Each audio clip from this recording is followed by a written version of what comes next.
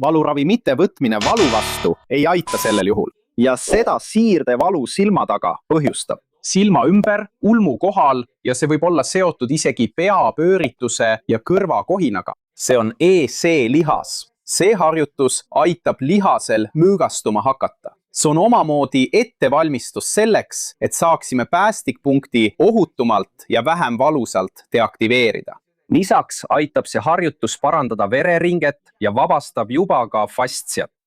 See on pindmine massaaž, õrnmassaaž. SEO siin kõrva taga. Las ma võtan oma monitori, et näha, kas sa näed korralikult.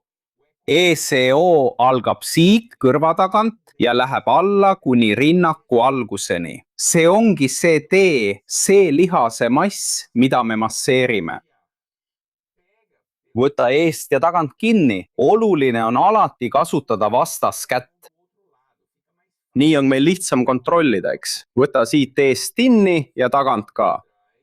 Sa hakkad seda lihasmassi lükkama ja tõmbama ilma pigistamata, ilma jõudu kasutamata. Tee nii, nagu sa kiigutaksid lihast.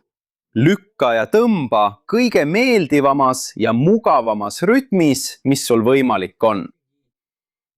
Liigu allapoole, jälgides kogu teekonda, kogu rada, mida see lihas läbib.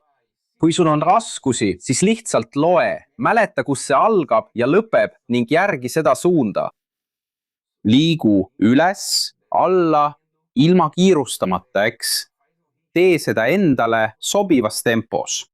Sa juba tunned, kuidas lihas vähehaaval lõdvestub. Nõuanne. Kui sul on raskusi, võid seda harjutust teha lamades. Vaata nüüd, masseeri, kiiguta lihast õrnalt ja liigu rahulikult üles ja alla mööda lihase kulgu. Võta aega ja tee seda umbes minuti jooksul. Ja teine nõuanne, kui valu on mõlemal pool, siis tee massaaži mõlemale poole.